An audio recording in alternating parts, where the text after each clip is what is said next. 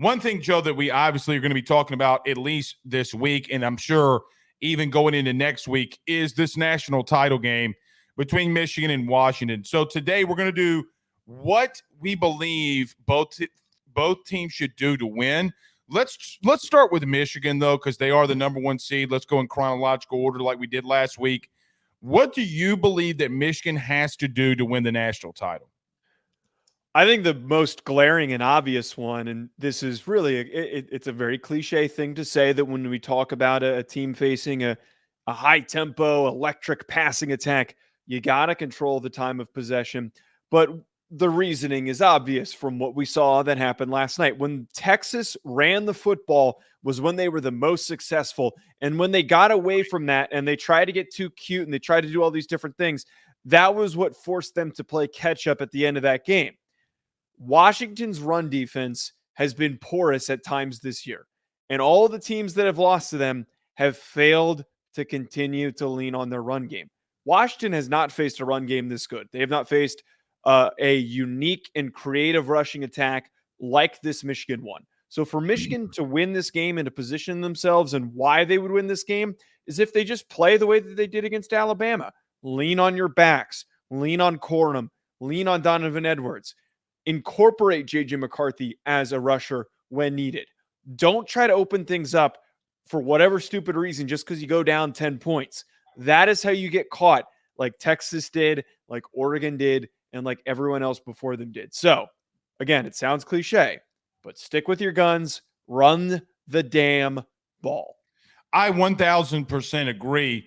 I do think that Michigan can get home after what I just saw them do, because I still think that Michigan had some question marks. Look, I know that you played Ohio State. I know you played Penn State, but you did it against, David Cohen, our good buddy who played quarterback at Michigan, was on his show today, and he said something like, hey, man, you want to be the man, you got to beat the man. Well, you beat the man, right? Like, whatever you believe and think about the University of Alabama and Nick Saban and, Jalen Milroe sucked, or whatever your take is, okay?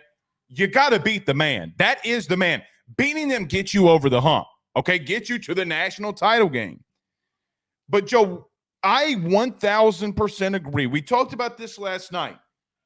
You can't abandon the running game on Washington because you can run on them over and over and over again. And it's why I'm not going to make my pick yet, but it's why I think Harbaugh's not going to overreact, I don't think. He didn't overreact in a big stage against Alabama. They stayed to their game plan. They stayed within themselves. And, Joe, even going into when they were down and they needed a drive to go in there, they couldn't get Blake Corum on the ground. He was, look, there at the end of the fourth quarter, they couldn't get enough of a push. He was getting stopped. Joe, they put him out in the flat and they throw it to him on 4th and 2, the most critical down of the entire game, not conceding the last play that Alabama had. They found ways to implement the running game, even throwing it out in the flat on that 4th and 2. That's when we talk about styles making fights, I'm really interested to see, because I think you hit the nail on the head with one thing. Michigan has to win the time of possession. If this game gets into 35, 38 plus points, Michigan will not win. You cannot get in a shootout with this team. And because, look, defensively, I still do not believe that they have the dudes on the outside that can cover this three-headed behemoth at wide receiver. I don't think that there's anybody that was in this playoff, we talked about this for a month, that has the dudes. Maybe Alabama could have done it because they do have dudes in their secondary. Regardless of that, Joe, I don't know if Michigan has the dudes in the secondary to cover that three-headed monster. Time of possession will be key. Don't get out of your game plan.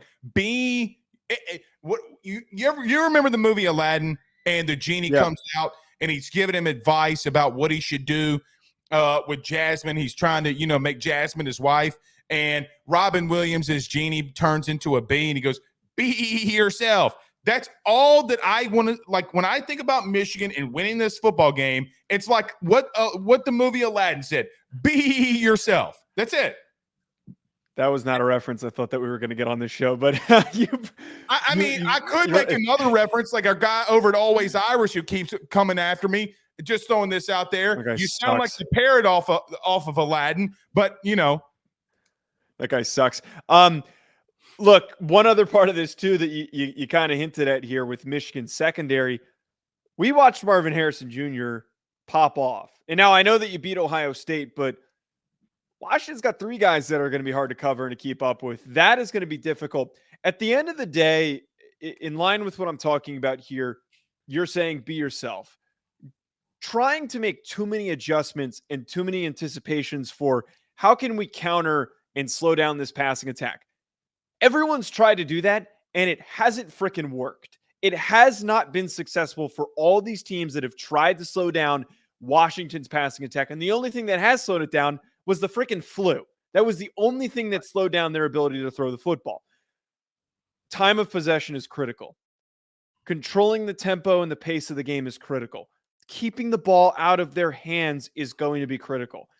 You're realistically not going to keep them from scoring. They're going to find ways to score. Yes, you can get 1 stop or 2 stops here or there, but the less amount of possessions that they have is going to set you up to win this football game. That's a big reason why I think Michigan could find themselves with a serious edge here, because there's not a better team in the country that has been more creative at running the football. And when things aren't working, as you're talking about here in the Alabama game, when things weren't working, they found other ways to get the ball in the hands of their backs to pick up yards when they need it. They found the hot hand with Corum, and they kept relying on him. Doing that will find you a victory in this game. It's all going to come down to the time of possession. They have to win by, I'm going to throw out a number, 35 minutes, I would say, is what the goal should be for the time of possession in this game, minimum. You need to beat them by a whole 5 minutes because they can score so quickly. Well, and what's crazy is that's exactly what Washington did to Texas. Like, people don't realize that's the 100%. They have a good tempo capability too, which is why you got to keep it away from them. You got to keep them away from them because, look, Washington, a lot like, and they got compared a lot last night to 2019 LSU. When you have an offense like that, what makes them so dangerous, Joe, now we're going to find out the status of Johnson. Let's see what, what's going on with him. I heard some things, but, let's see what goes on with Johnson, their running back. But, Joe, they can throw it on you. They can go up tempo. They can run it on you, play time of possession. You got to keep it away from them. But one thing I will say, okay, about this game, I don't think that I love the amount of touches that you gave Blake Corum. I know he ran the ball 19 times, okay? But because I think that you're going to get more possessions because of how Washington scores and wants to do things, Corum had 19 carries, and then he had 2 catches. I think you're going to have to even be more creative on how you get him involved. But I also want to see what J.J. McCarthy can do with his legs. I thought, I really during the game last night, I was thinking to myself, like, hey, man, these little, power outside zone power runs with J.J. McCarthy are working on a really fast Alabama defense. Well, the way that I just kept thinking about all day, Joe, is if you can do that against Bama, you're 1,000% going to be able to do that against Washington. Okay. So I want to see them get a little bit more creative there in the run game with McCarthy. I know you don't want to get him hurt. You want to keep him upright. He's coming off an injury, but I also want to see that. Any other thoughts about what you want to think from Michigan on why they or how or what they need to do to win? Yeah, I think the biggest one for me in the final piece here is what we talked about with Texas, where you couldn't turn the ball over if you're Texas. You couldn't have those fumbles. You couldn't have unfinished drives. Michigan can get away with not putting points on the board on some of these drives. Well, we think they can. That's fine. Right. I think that's fine because you're going to have some really successful defensive plays where you're going to get a big stop. You're going to have a successful blitz like we saw in the Alabama game. But you can't turn the ball over. Plain and simple. You cannot turn the ball over against this Washington team and expect to win. I feel like I'm bringing up just a lot of really simple football principles here, but because of how effective they are at capitalizing on opponents' mistakes, you have to play a clean football game. Offensively, they were really clean against Alabama. The special teams miscues almost cost them. They can't do that in this game as well. All of that stuff, mistake-free, no turnovers, no muff punts. JJ McCarthy can't do that stupid shit where he tries to throw the ball out of bounds on the first play and throws it right to we right didn't to a even defender. talk about that. Like, so I hold forgot on. it happened until this morning. I do want to bring up a point. They blew that call. If you go and look it up, I was listening to an NCAA and NFL official today. A defender does not have to be in possession, like meaning he does not have to be in to be the first one to touch it. I don't know. I think that you know how I know. You know how I know that? How? Because it literally happened against Alabama earlier this year. Earlier this year, there was an interception thrown. I think it was Tennessee, or I forget the game. Maybe it was Kentucky. That a defender was out of bounds. Okay, did not come and reestablish himself, and went back inbounds, caught a pass, and was down. And maybe that was the wrong call at the time. Well, the whole play was stupid, though. It was the whole thing. Yeah. Insane. Anyway, okay. My final thing is the thing that you mentioned there at the end, brother. Look, I'm just going to tell you.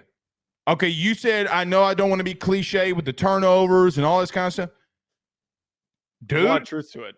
No, but it's more truth. You can turn the ball over against Alabama because your defense can make a stop against that offense. Everybody knew, even we talked about it, Joe. Nobody thought that Alabama was going to run. Now, I did say they clapped their cheeks, but I did say about 10 points. Whatever. No one thought you were going to beat them by 30. We knew you were going to get stops, okay? The bottom line is if you have those special teams mishaps against Washington, they've been doing it all year. You cannot give Michael Penix and this offense more possessions. That's how you'll lose the game. So we talked about how you will win. You better clean up special teams. Yeah, absolutely. I can't figure out your snapper situation. That kid can't do what he did in that game. Do you have any eligibility left? No, I don't. They wouldn't take you anyway. Exactly. Look, I Washington fans, I'll talk about this in the next segment. They do not want me to pick them. Go Big Blue. Oh my God. I'm just messing. I hadn't made my pick yet. All right. BetOnline remains your top spot for all of your live betting action and contests. NFL, college football, UFC, NHL are all in full swing. BetOnline is your number one source for wagering news, odds, trends, and predictions with both desktop and mobile access at any time. Head to BetOnline today and use promo code BELIEVE, that's BLEAV, for 50% off your first deposit. That is a 50% welcome bonus. BetOnline, where the game starts.